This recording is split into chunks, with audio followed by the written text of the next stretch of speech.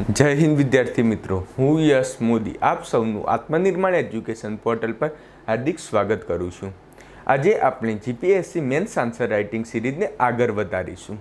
તમને ખ્યાલ જ હોય છે કે ધ હિન્દુ, તો ધ હિન્દુ ઉપરથી જે કરંટના આર્ટિકલ હોય છે એમાંથી 100% જીપીએસસી મેન્સમાં પ્રશ્ન પૂછાવાની શક્યતા છે। અને યુપીએસસી પણ તમે જાણો છો કે ધ હિન્દુને વધુ પ્રિફર કરતું હોય છે, પહેલી પ્રાયોરિટી આપતી હોય છે। આપણે જોયું હતું કે ભાઈ મે જ મહિનામાંથી 3 કરંટ અફેર્સના પ્રશ્નો પ્રિલિમિનરી માટે પૂછાયા હતા। તો ચાલો મિત્રો આ સિરીઝને આપણે આગળ વધારીએ। પાકિસ્તાનના મેપ ડિપ્લોમેસીની યથાર્થતા।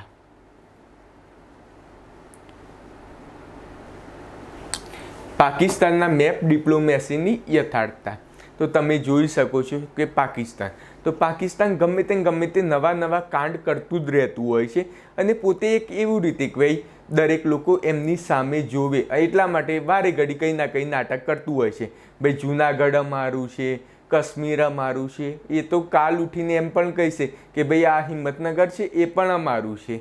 તો આ રીતની પાકિસ્તાન તમે જાણો જ છો કે એનું માત્ર ને માત્ર કામ આતંક ફેલાવવાનું છે, તે માટે આવા નવા મુદ્દા લેતા આવતા હોય છે। તો આપણે એ ચકાસીશું અને ઇન્ડિયા અને પાકિસ્તાન રિલેશનશિપ રિલેટેડ પણ કેટલીક અગત્યની વાતો કરીશું।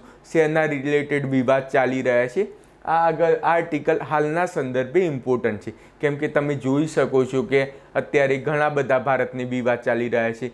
એક સાઈડ તો લદ્દાખમાં વિવાદ ચાલી જ રહ્યો છે, પછી તમે જોઈ શકો છો કે નેપાળમાં કાલાપાની, લીપુર લેક, ધારિયા ચુલા એ પણ વિવાદ ચાલી રહ્યો છે। એક સાઈડ આ બે વિવાદ તો ચાલી જ રહ્યા હતા ને પાછો પાકિસ્તાને એક નવો વિવાદ ઊભો કર્યો છે, તે રિલેટેડ આર્ટિકલ છે। તો આપણે દરેકે દરેક ડાયમેન્શનમાં આર્ટિકલ સમજવાનો પ્રયત્ન કરીશું।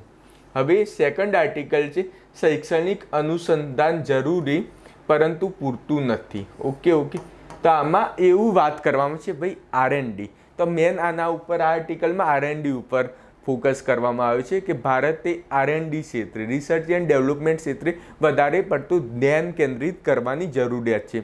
હાલના તબક્કે ખૂબ જ ઓછું ને પ્રાઇવેટ કંપની તો જરાય પણ R&D પ્રત્યે ધ્યાન જ નથી આપતી, ત્યારે સરકારે પોતાની ભૂમિકા ભજવવાની જરૂર છે। તો આ પણ આર્ટિકલ R&D ક્ષેત્ર માટે કોઈ પણ રિલેટેડ પ્રશ્ન હશે તો કન્ટેન્ટ ખૂબ જ ઉપયોગી બનશે। માછીમારોનું સરહદ પાર થતું અધિગ્રહણ, તો આ પણ બહુ જ મોટી સમસ્યા છે ભારત પાકિસ્તાન સંબંધમાં। ભાઈ આપણા માછીમાર છે તો આપણી સીમા ઓળંગીને ઘણી વખત પાકિસ્તાન સીમા તરફ પહોંચી જતા હોય છે અજાણતા, તો પાકિસ્તાનના જે પણ આર્મી હોય છે એમને કેદ કરી લે છે। તો એના રિલેટેડ મસ્ત આર્ટિકલ છે, તો આ એકદમ આમ લેટેસ્ટ આર્ટિકલ છે। કદાચ આ ટાઈપના ટોપિક ઉપર પૂછાય તો બહુ જ ઓછી જગ્યાએ કન્ટેન્ટ મળતું હોય છે। તો ચાલો મિત્રો આપણે આર્ટિકલ સમજીએ। પાકિસ્તાનની મેપ ડિપ્લોમેસીની યથાર્થતા, તો આ બહુ જ મસ્ત, આના ઉપરથી કેવો જીપીએસસી મેન્સમાં પ્રશ્ન પૂછાઈ શકે કે પાકિસ્તાનના નકશા સંબંધિત વિવાદની માહિતી આપો તથા તે સમક્ષ ભારતની પ્રક્રિયા જણાવો અને ભારતના ક્ષેત્રીય વિવાદો પર ટિપ્પણી કરો। ઓકે, એટલે તાજેતરમાં જે નકશા સંબંધિત વિવાદ થઈ રહ્યો છે એની માહિતી જસ્ટ આપવાની છે તથા તે સમક્ષ ભારતની પ્રક્રિયા જણાવો। તો આવું વિવાદિત સ્ટેટમેન્ટ આવ્યું તેની અગેન્સ્ટ ભારતે શું પ્રક્રિયા કરી, ભારતનું જે પણ સામે આપે ને ભાઈ પાકિસ્તાન સ્ટેટમેન્ટ આપે તો ભારતે સામે શું સ્ટેટમેન્ટ આપ્યું અને શું પ્રક્રિયા કરી તે જણાવવાની છે, તેમજ ભારતના ક્ષેત્રીય વિવાદ પર ટિપ્પણી કરવાની છે। તો પહેલાં આ સમજતા પહેલાં મિત્રો આપણે બેઝિક ભારત અને પાકિસ્તાન રિલેટેડ અમુક કોન્સેપ્ટ સમજવા બહુ જ જરૂરી છે। તમે ખ્યાલ જ હશે કે ભાઈ 1947, તો 1947માં ભલે ભારત આઝાદ થયું પરંતુ ભારત અને પાકિસ્તાનના ભાગલા પડે। તો ભારત અને પાકિસ્તાન, તો ભારત એક પંથ નિરપેક્ષ, એમાં દરેકે દરેક ધર્મ જેને જે ધર્મ પાળવો એની છૂટછાટ આપી, એકદમ લિબરલ ઉદારમત, સૌને આપણે વિવિધતામાં એકતા, જે આપણી ભારતીય સંસ્કૃતિ હતી વર્ષોથી, બસ એ જ જાળવવાનો પ્રયત્ન કર્યો। ને જ્યારે બીજી સાઈડ પાકિસ્તાન એક ધાર્મિક સ્ટેટ, કટ્ટરવાદી પંથ, એ રીતે એ પોતાની એક છબી ઊભી કરી। તમે જોઈ શકો છો આજે ભારત અને પાકિસ્તાન જોડે જ આઝાદી આઝાદ થયા ને તમે એક તરફ ભારતને જુઓ તો ભારત આજે તમે જોઈ શકો છો ચાંદ પર પહોંચી ગયું, મંગળ ઉપર બહુ જબરજસ્ત સંશોધન કરી રહ્યું છે. ને જ્યારે પાકિસ્તાન તે અણુ બોમ્બ આતંકવાદીની એક ફેક્ટરી બની રહ્યું છે. તો આ બંનેનો મેન ડિફરન્સ જ એ છે કે ભારતમાં મેં વાત કરી જે વર્ગ સમન્વયના સિદ્ધાંતમાં માને છે, જે આપણે વાત કરી ગાંધીજીના આધારિત છે. આપણું ભારત જે ગાંધીજીના મૂલ્યો આધારિત છે. ભારતમાં તમે જોઈ શકો છો સત્ય, અહિંસા, પરોપકાર એ બધા ગુણો જોવા મળે છે. ને તે સાઈડ માત્ર ને માત્ર કટ્ટરપંથી આતંકવાદી કેવી રીતે પેદા કરવા અને લોકોને કેવી રીતે ત્રાસ આપવો, બસ એ જ મેન્ટાલિટી છે. એ લોકો આટલા બધા વર્ષો પછી પણ યોગ્ય રીતે સમજ્યા નથી ભાઈ આ રીતે કરશો તો આપણું જ વિનાશ થવાનું છે. ને એના લીધે જે એકદમ માસૂમ લોકો છે એ પણ પીડિત થતા હોય છે. તે રિલેટેડ આપણે આર્ટિકલ સમજવા પડશે. ને પહેલાં આપણે એ આર્ટિકલ સમજતા પહેલાં અત્યારે વિવાદના મુદ્દા કયા છે એ આપણે જાણવા પ્રયત્ન કરીશું. તો પહેલો આપણે જોઈ શકીએ છીએ તો જમ્મુ કાશ્મીર વિવાદ. તો તમને ખ્યાલ જ છે કે ભાઈ પાકિસ્તાન લોકો એમ કહે છે કે જમ્મુ કાશ્મીર છે એ અમારું છે. તે રિલેટેડ વારે ઘડી એ લોકો આતંકવાદી પ્રવૃત્તિ કરાવતા હોય છે. પછી આપણા અલગાવવાદી છે નેતા છે એમને સપોર્ટ કરતા હોય છે. પછી સેકન્ડ છે સિંધુ નદી વિવાદ.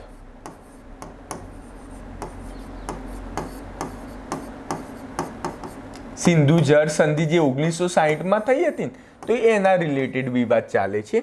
તો તમને ખબર જ હશે કે ભાઈ સિંધુ નદી જ્યારે જળ સંધિ થઈ હતી ત્યારે સિંધુ, ઝેનબ અને ચિનાબ જે પહેલી 3 નદી છે તેનું પાણી પાકિસ્તાનને મળશે ને રાવી, બિયાસ અને સતલુજ એનું પાણી ભારતને મળશે. પરંતુ પાકિસ્તાન એવો ભારત પર આક્ષેપ લગાવે છે કે ભાઈ તમે સિંધુ નદીનું જે જળ આવે છે કે એમાં તમે રોકી રાખો છો, એના કારણે અમને પૂરતા પ્રમાણમાં પાણી નથી મળતું.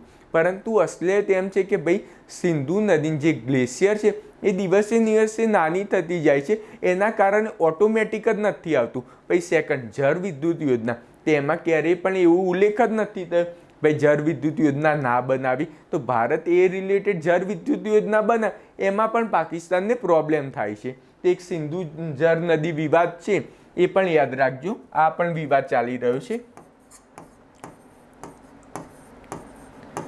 પછી સિયાચીન ગ્લેશિયર વિવાદ. તો તમને ખ્યાલ જ છે કે ભાઈ પાકિસ્તાન છે આ સિયાચીન વિસ્તાર, તો સિયાચીન વિસ્તાર એકદમ આમ કૂટનીતિક તરીકે બહુ જ ઇમ્પોર્ટન્ટ છે કેમ કે એ જમ્મુ કાશ્મીરને ટિબેટ સાથે જોડવાનું કામ કરે છે. તો પાકિસ્તાન છે તો એ પણ એના ઉપર હુમલો કરીને આમ એક્વાયર કરવાનો પ્રયત્ન કરતા હતા. પરંતુ ભારતે 1984માં ઓપરેશન મેઘદૂત કરીને આ પોતાની તરફ લઈ લીધું છે. તો આ સિયાચીન ગ્લેશિયર રિલેટેડ પણ વિવાદ ચાલી રહ્યો છે. પછી ચોથો વિવાદ ચાઇના પાકિસ્તાન ઇકોનોમિક કોરિડોર. તો તમને ખ્યાલ જ છે ભાઈ ચાઇના પાકિસ્તાન ઇકોનોમિક કોરિડોર છે તે આપણા પાકિસ્તાન એક્યુપાઇડ કાશ્મીર POKમાંથી પસાર થાય છે ને જે ભારત એ પોતાનું અભિન્ન અંગ માને છે. એના કારણે પણ ભારત નારાજ છે ભાઈ આપણું જે કાશ્મીર છે એમાંથી તમે કેવી રીતે ચીનને પરમિશન આપી શકો.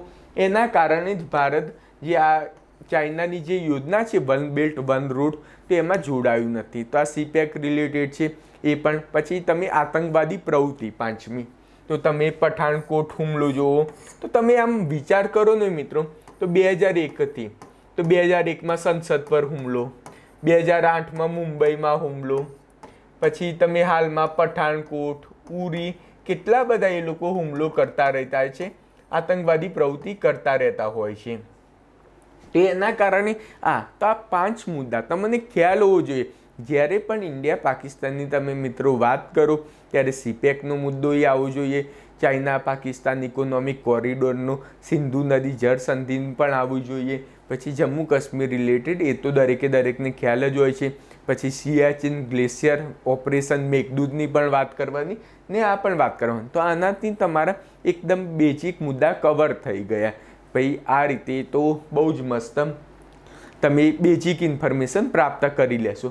હવે આપણે મેઇન કન્ટેન્ટ ઉપર આવીએ કે ભાઈ હાલમાં શું વિવાદ થઈ રહ્યો છે ને આપણને હાલના સંદર્ભે પૂછ્યું છે. તો આપણે જ્યારે પ્રસ્તાવના લખીએ ત્યારે ઇફેક્ટિવ લખવા માટે આપણે આ રીતે લખી શકીએ છીએ એક જ લાઇનમાં 5 મુદ્દા લખવાના. એના કારણે એમને એવું લાગે કે ભાઈ ના આપણે બહુ મોટું લંબાઈ નથી લખવાનું, આપણે પ્રશ્નની ડિમાન્ડ પ્રમાણે. તો આપણે જસ્ટ એટલા માટે ઇન્ટ્રોડક્શનમાં ભાઈ આપણે બતાવવાનું છે કે ભાઈ ઓલરેડી આના પહેલાં 5 વિવાદ તો ચાલી જ રહ્યા છે. પછી તમને એક બીજો નવો વિવાદ કહો, જે કચ્છ. તો આપણે કચ્છમાં પણ વિવાદ ચાલી રહ્યો છે. તો એ જે હરામી નાલા કહેતા હોય છે, તો એમાં પણ એવું કહેશે ભાઈ સીર ક્રીક છે તો ત્યાં આગળ એ પણ અમારું છે, એમ કહે છે 24 પેરેલલ લાઈન છે. એ રીતે તમે કરો.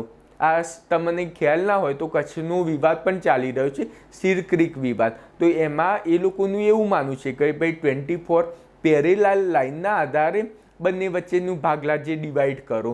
તો ભારત એને અણગણી કરે કે ભાઈ એ રીતે નહીં થાય, જે રીતે આપણે કરેલું છે, બોર્ડર ડિસાઇડ કરી છે એ યોગ્ય છે. તેના કારણે સીર ક્રીક વિવાદ પણ ચાલી રહ્યો છે. તો આટલા બધા ડાયમેન્શનથી તમે લખશો ભાઈ પહેલાં 6 મુદ્દા ઓલરેડી વિવાદ ચાલી રહ્યા હતા, કે એના રિલેટેડ લખો. પછી પ્રમુખ તથ્ય, પછી પ્રસ્તાવનામાં લખો ભાઈ આ તો વિવાદ ઓલરેડી શરૂ જ હતા, પરંતુ પાકિસ્તાનના નકશાનો ઉદ્દેશ ભારતને ભટકાવું, સીમા વિવાદોને આંતરરાષ્ટ્રીયકરણ કરવું. તો તમે જુઓ કે ભાઈ પાકિસ્તાન જે નવા નકશાનો ઉદ્દેશ છે એ ભારતને ભટકાવવાનો પ્રોસેસ કરે છે અને સીમા વિવાદનું આંતરરાષ્ટ્રીયકરણ કરવાનો પ્રયત્ન કરી રહ્યા છે.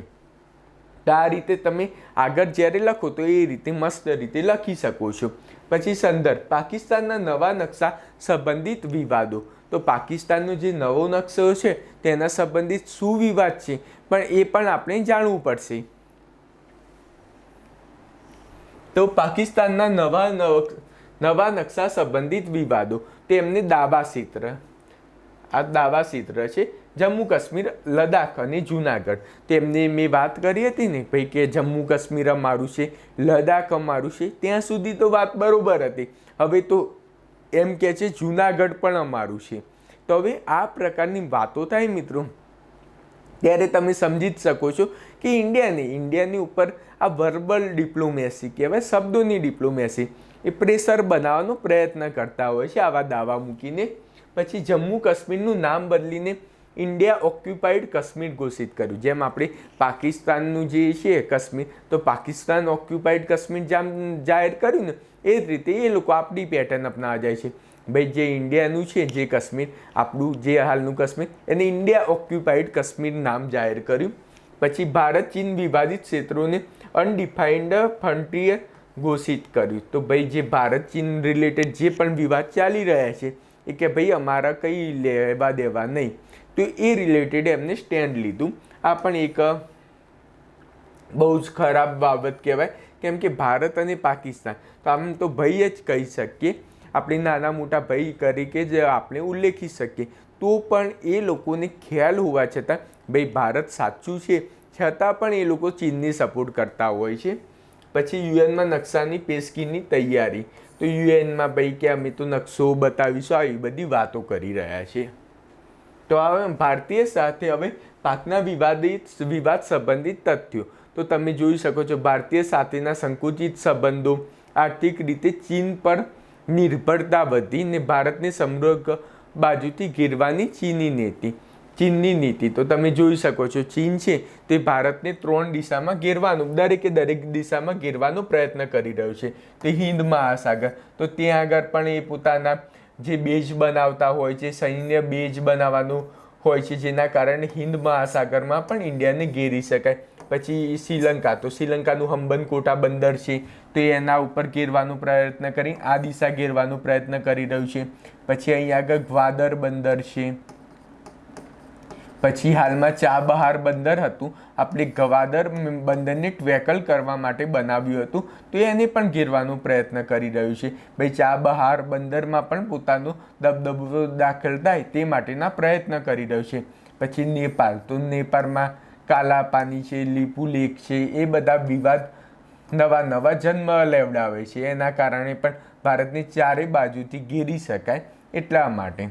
તો આ બધું તો નોર્મલ વાતો છે ને આ ખાલી આ ટાઈપનું મેપ દોરી દેવાનું, જેના કારણે પ્રોપર તમને આવડી જાય. ભાઈ હિન્દ મહાસાગરમાં જીબ્રુટી ખાતે બેઝ બનાવ્યું છે, તો આ દરેક ઉપર ઇન્ફોર્મેશન લખી દેવાની મેપ આ રીતે બનાવી, જેના કારણે પ્રોપર આઈડિયા રહે કે ભાઈ ચીનની સ્ટ્રેટેજી શું છે ભારતના સંદર્ભમાં, ને પછી ભારતના પ્રતિક્રિયા, ભારતે શું પ્રતિક્રિયા આપી? ભાઈ હાસ્યાસ્પદ દાવા, કાયદાકીય આધાર વિહોણી વાત કરે છે. ભાઈ આ તો બધી હાસ્યાસ્પદ વાતો કરે છે, આમાં કોઈ કાયદા જોડે કંઈ લેવા દેવા નથી. આંતરરાષ્ટ્રીય વિશ્વસનીયતાની કમી, તમે ખ્યાલ જ છે યુએનમાં તેમને મજાક જ બનાવે છે. ભાઈ આતંક બધા આખું વર્લ્ડ જાણે છે પાકિસ્તાન આતંકવાદ પેદા કરવાની ફેક્ટરી છે, એટલે માટે યુએનમાં પણ હાસ્યાસ્પદ જ બનશે. ને સીમા પર આતંકની મદદથી ક્ષેત્રીય વિસ્તારોમાં ત્રાસ, તો તમે જોઈ શકો છો તો એ સીમા ઉપર વારે ઘડી આતંકવાદ ફેલાવતું જ રહેતું હોય છે.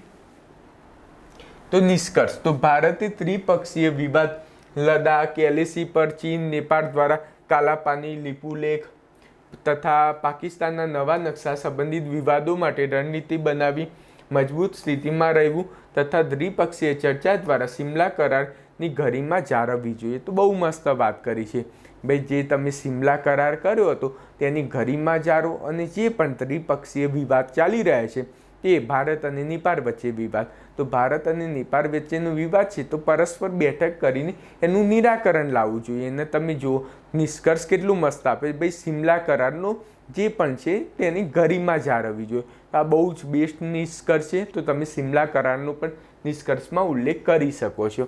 તમે જુઓ એકદમ આમ પરફેક્ટ વેમાં લખો, ભાઈ ઇન્ટ્રોડક્શનમાં શું છે, મેન બોડી શું છે, વે ફોરવર્ડ શું કરી શકે, લાસ્ટમાં કન્ક્લુઝન. તો બહુ જ પ્રોપર કન્ટેન્ટમાં ધ હિન્દુના ક્વેશ્ચન આન્સરની પ્રેક્ટિસ કરીએ છીએ.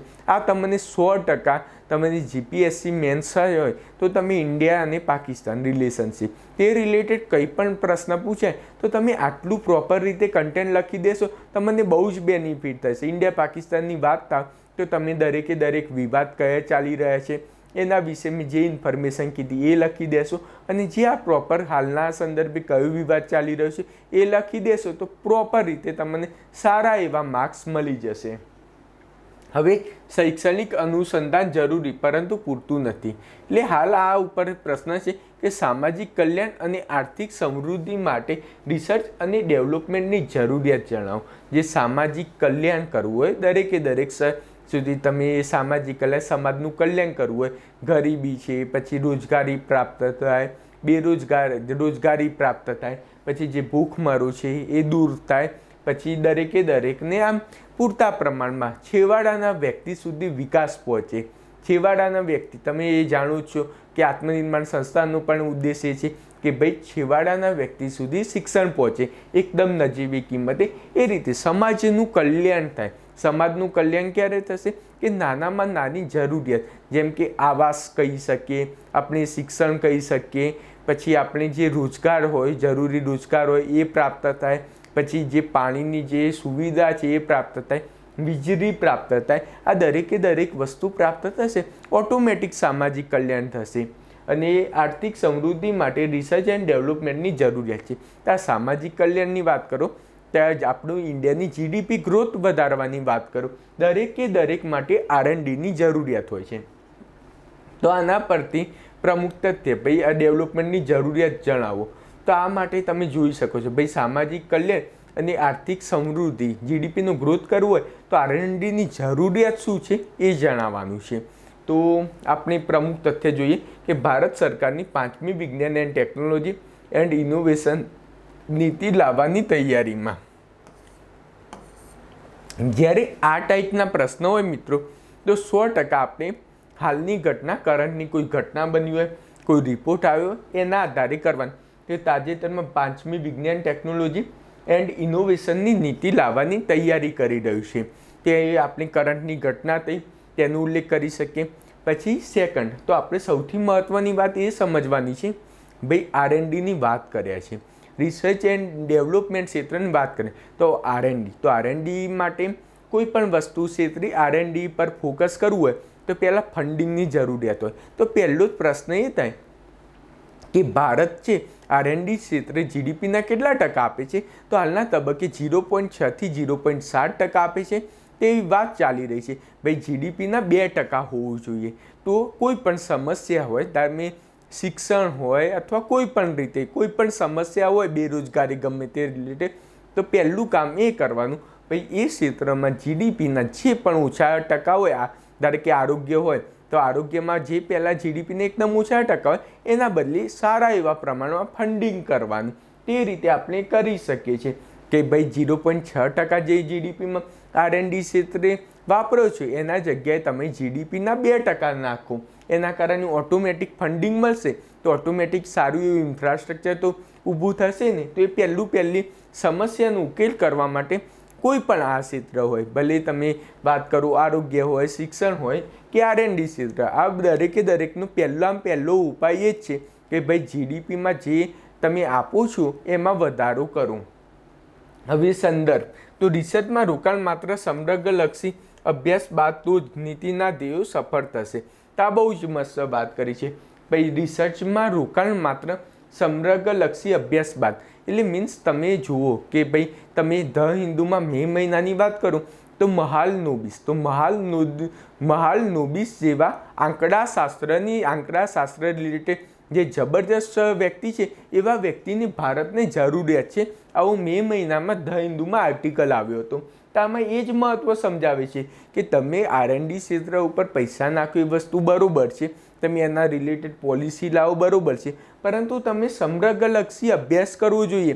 ભાઈ આપણા રિલેટેડ શું સમસ્યા છે, સમાજમાં સમસ્યા શું છે, ક્યાં આગળ પૈસા વધુ R&D ક્ષેત્રે રોકી શકાય, તો તેનો સમગ્રલક્ષી અભ્યાસ કરો, ત્યારબાદ જ તમારો ધ્યેય સિદ્ધ થઈ શકશે. હવે રિસર્ચ એન્ડ ડેવલપમેન્ટની જરૂરિયાત, તો રિસર્ચ એન્ડ ડેવલપમેન્ટની જરૂરિયાત તમે જોઈ શકો છો કે ભાઈ શિક્ષા, કૌશલ્ય, પોષણ અને સ્વાસ્થ્ય, તો એમાં પણ જરૂરી છે.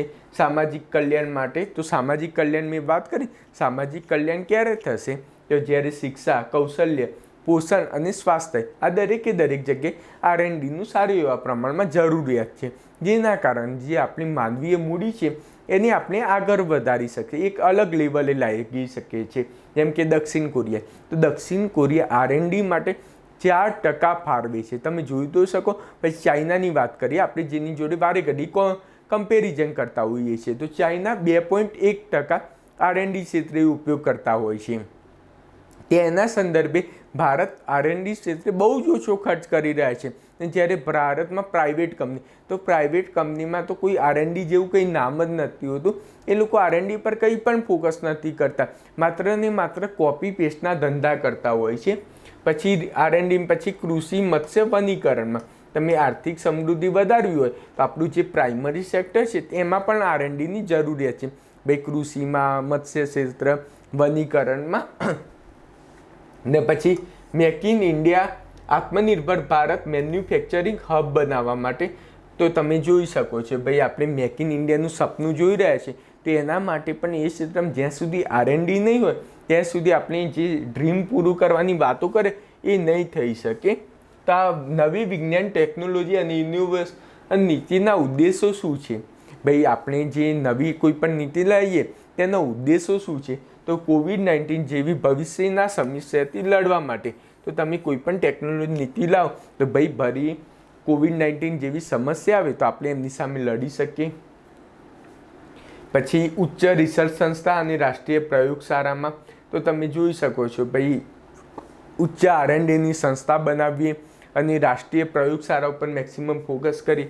પછી વિશાળ બજાર અને ડેમોગ્રાફિક ડિવિડન્ડનો લાભ મેળવવા માટે, તો તમે જોઈ શકો છો કે ભાઈ ડેમોગ્રાફિક ડિવિડન્ડનો લાભ મેળવવો હોય તો પણ આ ખૂબ જ જરૂરી છે. અત્યારે ભારત એક યુવાનોનો દેશ છે, પરંતુ જ્યારે આપણે યુવાનોને જ્યાં સુધી આપણે સ્કિલ પ્રોવાઈડ નહીં કરીએ તો આ યુવાનો વ્યર્થ છે, કોઈ અવરા માર્ગે જતા રહેશે. તમે PUBGમાં જોઈ શકો છો, અત્યારે એક નવું Dream 11 આવ્યું છે, તો આ બધો યુવાનને ભટકાવવાનો માર્ગ ચાલી રહ્યો છે.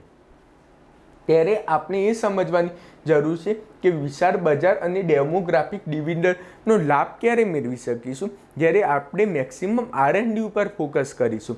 અત્યારે એક ઇન્ડિયામાં એવું ચાલી રહ્યું છે કે ભાઈ ફોરેનની જે પણ ટેકનોલોજી હોય એ લાવવાની વાતો ચાલી રહી છે, પરંતુ ભારત આત્મનિર્ભર ત્યારે જ બનશે કે ભારતની પોતાની પ્રોડક્ટ હોય. અત્યારે આપણે જોઈએ કેટલા બધા ડિપેન્ડેન્ટ છે. આપણે ગૂગલ, ફેસબુક, વોટ્સઅપ દરેક વસ્તુ આપણે ફોરેનનું યુઝ કરતા હોઈએ છીએ, એ લોકોને કમાણી કરાવતા હોઈએ છીએ. ત્યારે આપણે સમજવાનું છે આપણે સ્વદેશી જે, એ માટે આપણે R&D પર એવું ફોકસ કરીશું જેના કારણે ફેસબુક કરતાં પણ વધુ સારી આપણે કોઈ એપ્લિકેશન બનાવી શકીએ.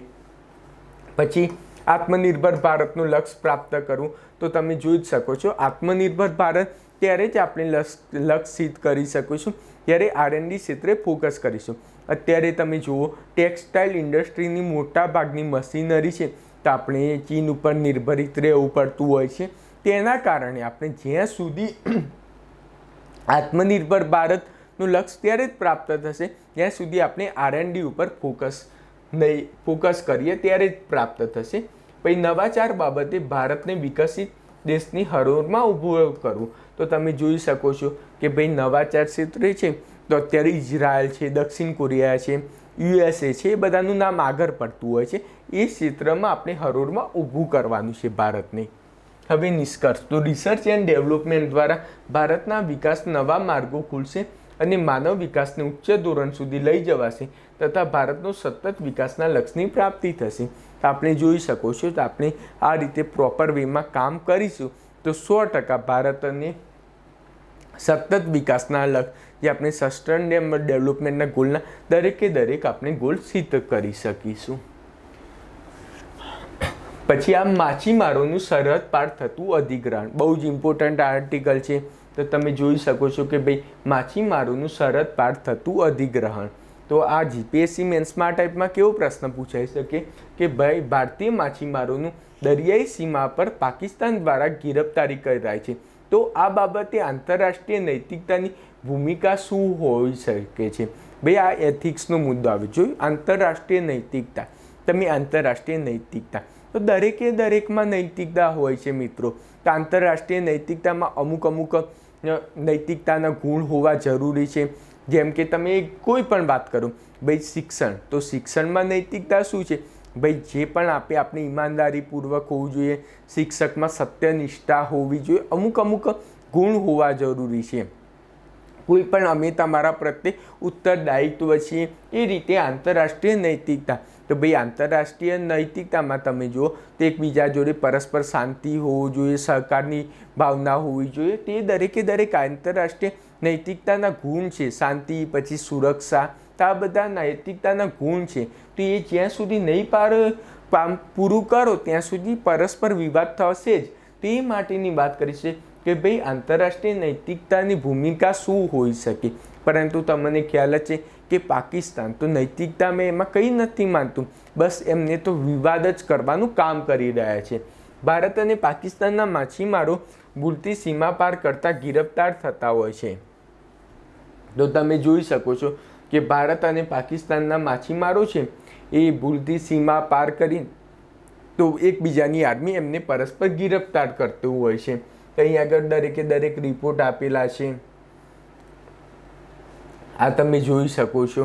પછી સંદર્ભ, આવા માછીમારોને છોડવાની જરૂરિયાત પોરબંદરના તટીય વિસ્તાર, ગુજરાતના વેરાવળ, પશ્ચિમી તટો તથા દીવના ઘણા માછીમારો અજાણતા પાણીની સરહદ ઓળંગી જતા જેલ ભોગ થયા છે. તો તમે જોઈ શકો છો કે ગુજરાતના માછીમારો છે તો ઘણા બધા અજાણતા જે સીમા પાર કરી દેતા હોય છે. અમુક વખતે સમુદ્રની વાત કરો તો તોફાન જેવા પણ આવતા હોય છે, મોજા પણ આવતા હોય છે. એમના કારણે એમને ધ્યાન નથી રહેતું હતું ને અમુક વાર વધુ માછલી સારી મળશે એના બી આમ લાલચમાં વધારે પડતા અંદર જતા રહેતા હોય છે. એના કારણે પણ આ સમસ્યા જોવા મળતી હોય છે.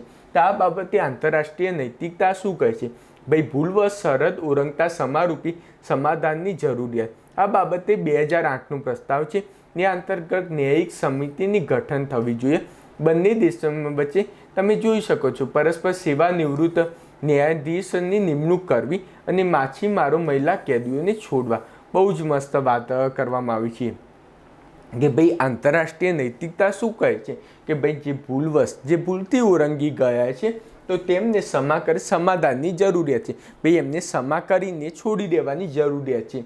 તો આ બાબતે 2008માં ઓલરેડી પ્રસ્તાવ લાવવામાં આવ્યો છે. અંતર્ગત ન્યાયિક સમિતિનું ગઠન કરવું જોઈએ. અને તમે જોઈ શકો છો કે બંનેના સેવા નિવૃત્ત ન્યાયાધીશનું એમાં નિમણૂક કરવાની જરૂરિયાત છે. અને જે પણ મહિલા કેદી છે તેમને છોડી દેવા જોઈએ. તો આ બહુ જ મસ્ત, ઘણી વખતે સમસ્યા જોવા તો ત્યાં આગળ પાકિસ્તાનમાં તો જે આપણા જે માછીમાર બહેનો છે એ ભૂલથી પહોંચી જાય તો બલાત્કાર જેવી ઘટના પણ જોવા મળી રહે છે. તો આ એકદમ એટીટ્યૂડનો પ્રશ્ન આવી જાય છે મિત્રો, કે ભાઈ એમને મહિલા પ્રત્યે એકદમ ખરાબ એટીટ્યૂડ પોતાનું અપનાવતા હોય છે, એકદમ નકારાત્મક લાગણી હોય છે એમની હોય છે, એ જોવા મળતી હોય છે.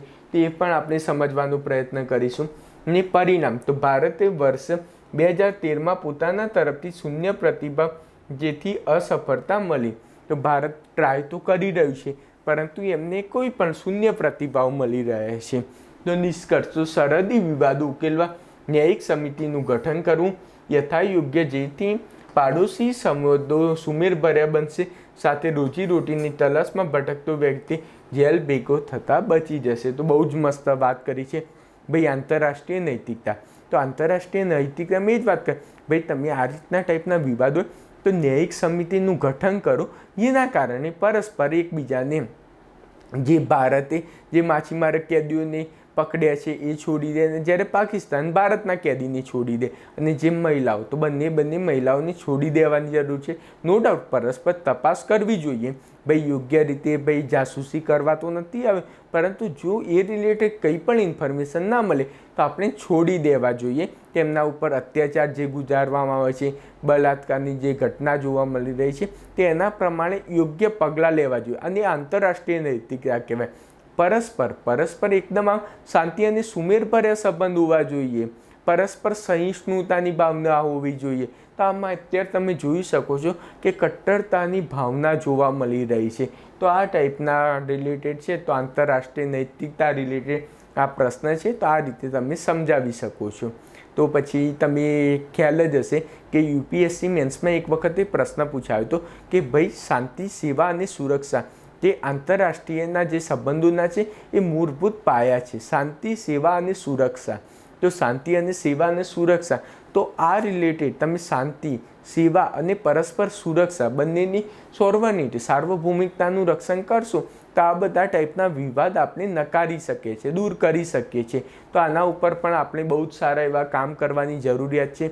અને આત્મનિર્માણે જીપીએસસી મેન્સનો કોર્સ પણ લોન્ચ કરી જ દીધો છે મિત્રો. તો જે મિત્રોએ સબસ્ક્રાઈબ ના કર્યું હોય તો ભાઈ એ પરચેસ ના કર્યું હોય તો એ કરી લેજો. એકદમ નજીવી કિંમતે આપણે એજ્યુકેશન પ્રોવાઈડ કરીએ છીએ, જેના કારણે જે વ્યક્તિ છે, ઘણા બધા મિત્રોના મારા પર મેસેજ આવતા જ હોય છે કે ભાઈ સર કહું અમારી જોડે ફાઇનાન્શિયલ કન્ડિશન યોગ્ય નથી અને અમે બહારના મોંઘા જે કોર્સ છે એ પરચેસ કરી નથી શકતા, તેમના માટે આત્મનિર્માણ ટીમ 100% કટિબદ્ધ છીએ.